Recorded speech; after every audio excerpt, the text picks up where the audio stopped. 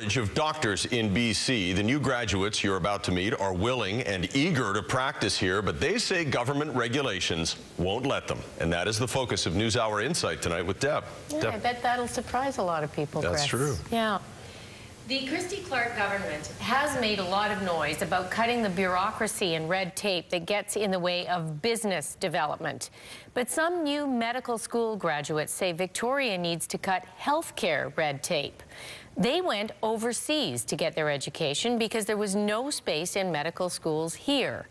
Now, despite the fact that they're even willing to work in rural BC communities, they say the government is getting in their way. Brian Coxford has the story.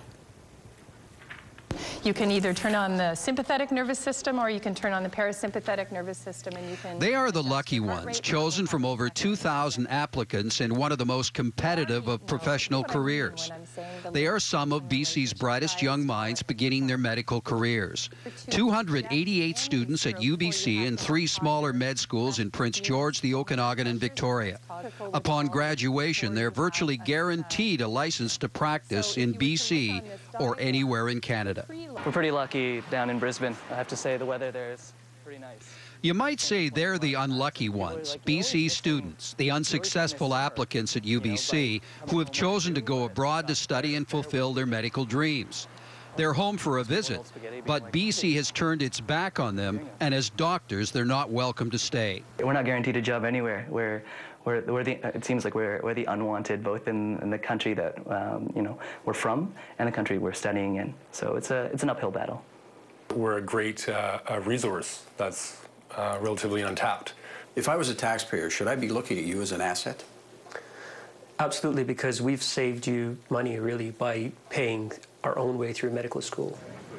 Iman Salehi is a 5th-year med student at the prestigious Barts and London School of Medicine. The standards are tough to get in here, and Barts grads are doctors around the world.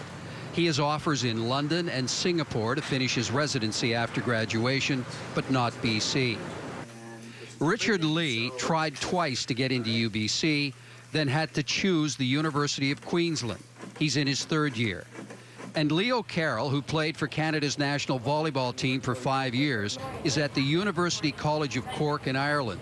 All 3 and several hundred other BC students studying abroad have paid their own way with great personal sacrifice to pursue their dreams to become an MD.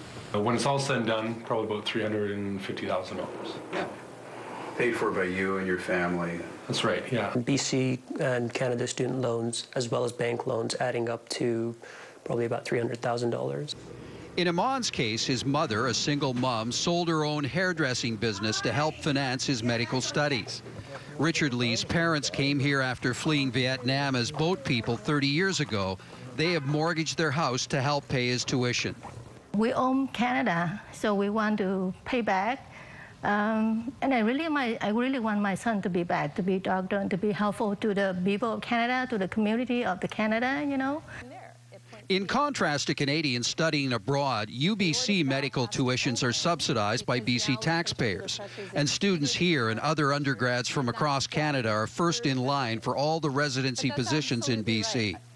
Canadians with foreign medical degrees are lumped in with other doctors who have immigrated here, and in most cases are forced to sit out a year before they can apply. Neither the Ministry of Health or UBC can tell us how many have succeeded. The society representing 300 of the grads says only a handful have found work in BC. I think this is wrong.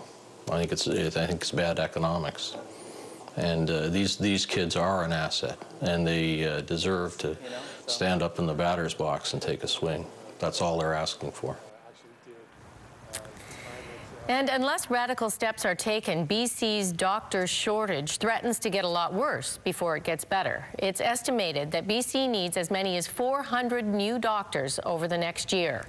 On top of that, there are 150 vacancies right now in rural communities across the province.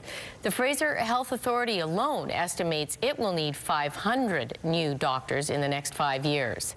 The average age of BC's general practitioners is about 57, while the average age of specialists is 61, meaning a lot of doctors are getting close to retirement age.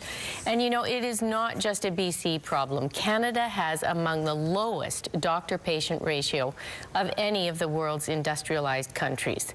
Tomorrow night, we will take a closer look at some of the roadblocks facing international medical grads and what Victoria might be doing about it. And Chris, that's tonight's Insight.